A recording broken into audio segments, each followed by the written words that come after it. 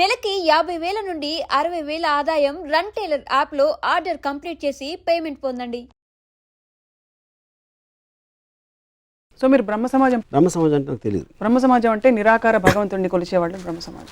I'm not getting in to the aspect. నేను నా పర్సనల్గా తీసుకుని డెఫినేషన్ చెప్తున్నాను, నేను క్రియేట్ చేయట్లేదు. నేను నమ్మే నాకు అర్థమైన ఆస్పెక్ట్ నేను చెప్పేది. సో సెకండరీ పాయింట్, ఇప్పుడు మోస్ట్ ఆఫ్ ద పీపుల్ దేవుణ్ణి నమ్మేటప్పుడు తిరుపతి వెళ్తారు, లైన్లో నుంచి ఉంటారు, దర్శనం చేసుకుంటారు, లేకపోతే సాయిబాబా గుడి, లేకపోతే కొబ్బరికాయలు కొడతారు. అదేంటంటే వాళ్ళందరూ చాలా ఎగోయిస్టిక్ అనే ఉద్దేశం.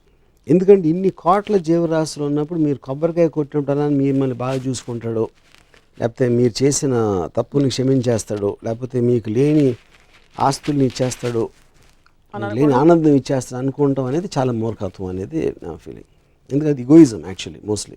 సో ఇప్పుడు పెరాలిసిస్ గురించి చెప్పారు నాన్నగారు. యూజువలీ నమ్మే వాళ్ళు ఏం చెప్తారంటే ఆవిడ రామ్కోట్ రాశారు కాబట్టి పెరాలిసిస్ సరిపోయింది, లేకపోతే ఇంకా ఘోరం జరిగిపోయేది అంటారు. ఎందుకంటే మనం పుణ్యక్షేత్రాలకు వెళ్ళే చాలా సందర్భాల్లో దేవుడి దగ్గరికి డైరెక్ట్గా వెళ్ళిపోతుంటారు జనం, అంటే యాక్సిడెంట్లు అవుతూ ఉంటాయి. అది ప్రశ్నిస్తే కూడా ఒకటంటారు, ఒకటి ఇంతకంటే ఘోరంగా జరిగేది ఇది ఆగి ఇంతటితో సరిపోయింది అంటారు. లేకపోతే ఎంత పుణ్యం, అసలు పుణ్యక్షేత్రానికి వెళ్తూ దారిలో చనిపోయారు. దానికి ఆన్సర్ ఏంటంటే, ఇప్పుడు ఫస్ట్ ఆఫ్ ఆల్ అసలు దేవుడు అనేది మంచి చేస్తాడు అనేది మోస్ట్లీ వింటాం మనం, దేవుడు ఆశీష్ వల్ల అని వింటాం. అప్పుడు దేవుడు అనేవి కూడా అసలు చెడ్డ చేయకూడదు, చెడ్డని జరుగుతూ ఉంటే ఆపాలి అనేది ఆ డెఫినేషన్ ప్రకారం వచ్చేది. కానీ దానికి ఓన్లీ ఒక ఆర్గ్యుమెంట్ ఏంటంటే, కర్మ సిద్ధాంతంలో మీరు పూర్వజన్మలో చేసిన పాపాలకి ఇప్పుడు అనుభవిస్తున్నారు. అది ఎంత స్టూపిడ్ ఆర్గ్యుమెంట్ అంటే నా దృష్టిలో, ఇప్పుడు ఒక చిన్న పిల్లడు అన్నాడు, అతను మీరు పని చేసుకుంటా ఉంటే ఏదో ఇంకు పాడేసాడు మీ దాంట్లో, అప్పుడు వదిలేసి 20 సంవత్సరాల తర్వాత ఆయన చెంప మీద కొడితే అది ఎంత మూర్ఖత్వం. పోయిన జన్మలో చేసిన పాపానికి ఇప్పుడు శిక్షించడం అంతకన్నా పెగ్గు మూర్ఖత్వం. దానికి కారణం ఏంటంటే, కామన్ సెన్స్ ఏంటి, మీరు చేసిన తప్పు మీకు తెలిసినప్పుడు నువ్వు ఈ తప్పు చేసావురా, నేను ఎందుకు క్షమిస్తున్నాను, నేను ఎందుకు శిక్షిస్తున్నాను అని చెప్తే అది తెలుసుకోవడానికి ఆస్కారం ఉంది. నేను పూర్వజన్మలో ఏం తప్పు చేశానో తెలుసుకోకుండా ఈ జన్మలో శిక్షించడం అనేది మోస్ట్ మీనింగ్లెస్ ఆస్పెక్ట్. అది ఆత్మకి తెలిసేట కదా అవన్నీ. ఆత్మ ఏంటో నాకు తెలియదు. నేను నాకున్న సెన్సెస్, నా కళ్ళు చెవులు, నా మైండ్ కొన్ని ఆలోచన విధానం తప్పిస్తే నాకు ఇంకేమీ తెలియదు. నా బాడీని, నా మనసు భావాల్ని నన్ను శిక్షిస్తున్నారు.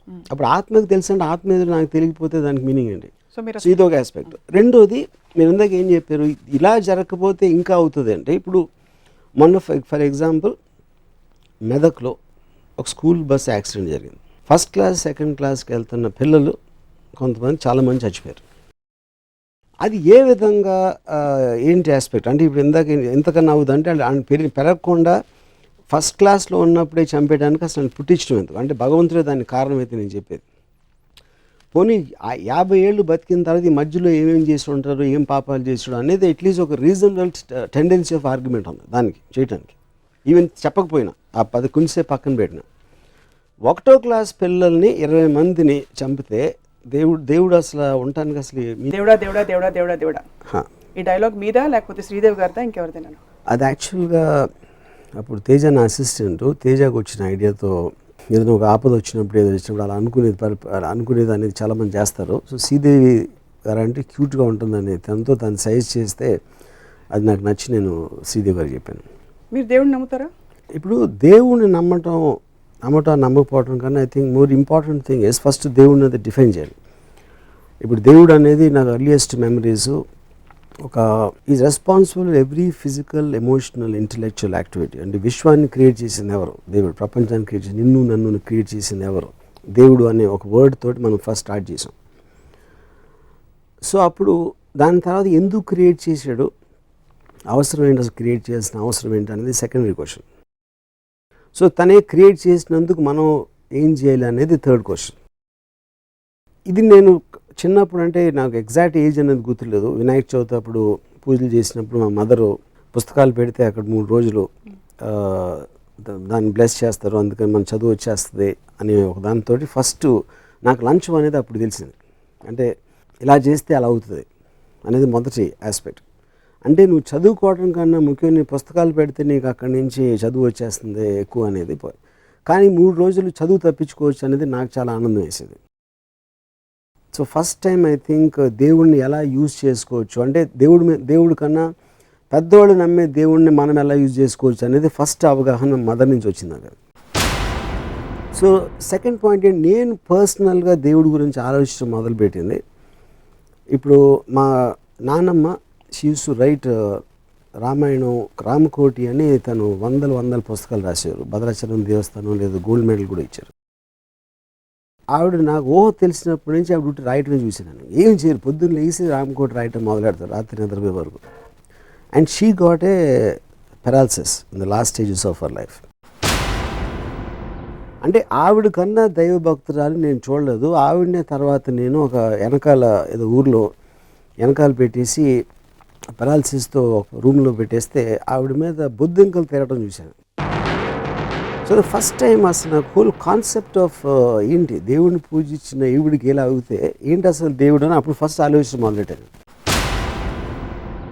అంత భక్తురాలు ఆవిడ ఎంత బాధపడి పోవాలనేది నాకు అప్పుడు ఒక ఎలిమెంట్ ఆస్పెక్ట్ వచ్చింది దేవుడి మీద. అంటే నా point, I just want elaborate on this because దేవుడు డెఫినేషన్ ఫస్ట్ అమౌంట్ సంపూర్ణ రామాయణం సినిమా.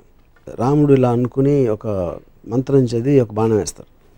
అక్కడ అటేపు నుంచి రాక్షసుడు ఇంకోడెవడో మళ్ళీ ఆ బాణం చేతి షేప్ మారుతుంది. అక్కడి నుంచి వాడేదో ఇంకో బాణం తీసి వాడేస్తాడు. ఆ రెండు కొట్టుకుంటాయి అని నా మెమరీస్ చెప్తున్నాను. నేను అప్పుడు మా మదర్ని అడిగాను, ఇప్పుడు రాక్షసుడు బాణం వేసిన తర్వాత అతను అలా చూస్తూ ఉంటాడు, ఆ బాణం ఏం షేప్ మారుతుందని. అప్పుడు గవ్వుకుని ఇటు వేసేయచ్చు కదా అని అడిగాను. అది మా మదర్ అసలు విపరీతంగా ఇదైపోయి, ఏంటది రాముడిని అలా అంటావు అది ఇదే. నేను సో నా పాయింట్ ఏంటంటే, యాజ్ ఎ కిడ్ మనకు తెలియనప్పుడు ఇన్ని రకాల వర్షన్స్ ఇన్ని జరుగుతున్నప్పుడు మన మైండ్లో ఒక ఆస్పెక్ట్, ఒక కన్ఫ్యూజన్ క్రియేట్ చేస్తుంది. దాని తర్వాత దేవుడు ఉన్నాడా లేదా అనేది సెపరేట్ క్వశ్చను. దేవుడు ఉన్నాడనేది నమ్మితే ఏంటి మనకి ఎలా ఎఫెక్ట్ అవుతుందని ఇంకో క్వశ్చను. పూజ చేసి మనకి ఏదో చేసేస్తాడో అని ఒక నిర్ణయం తీసుకుంటాం అనేది, all these things are separate. So coming back to your first question, దేవుడిని నమ్ముతారా అంటే డెఫినెట్గా నమ్ముతాను. ఎందుకంటే ఇప్పుడు నాకు తెలిసింది జస్ట్ కొంచెం ఏదో డైరెక్షన్ కొంచెం ఇటు అటు వచ్చు, లేకపోతే 2-3 విషయాలు నాకు ఇటు అటు తెలియచ్చు. కానీ ఈ మొత్తం ప్రపంచాన్ని, విశ్వాన్ని క్రియేట్ చేసిన శక్తి ఏదో ఉండాలి, ఏదో ఒకటి క్రియేట్ చేసి ఉండాలి. దాని పేరు దేవుడు అని అంటే, for want of a better word, accept there is God. So you accept there is God. Correct. You believe. Yeah, but I don't believe God is Balaji. I don't believe God is Ganpati. I don't believe God. నేను definition ఏమిస్తున్నానంటే దేవుడికి, which ever force created this entire thing. మీరు దేవుడిని నమ్ముతారా? ఇప్పుడు దేవుడిని నమ్మకపోవడం కన్నా I think more important thing is first దేవుడిని అది డిఫైన్ చేయాలి. ఇప్పుడు దేవుడు అనేది నాకు earliest memories is responsible every physical, emotional, intellectual activity. అంటే విశ్వాన్ని క్రియేట్ చేసింది ఎవరు? దేవుడు. ప్రపంచాన్ని క్రియేట్ చేసి నన్ను క్రియేట్ చేసింది ఎవరు? దేవుడు అనే ఒక వర్డ్ తోటి మనం ఫస్ట్ స్టార్ట్ చేసాం. సో అప్పుడు దాని తర్వాత ఎందుకు క్రియేట్ చేశాడు, అవసరం ఏంటి, అసలు క్రియేట్ చేయాల్సిన అవసరం ఏంటి అనేది సెకండరీ క్వశ్చన్.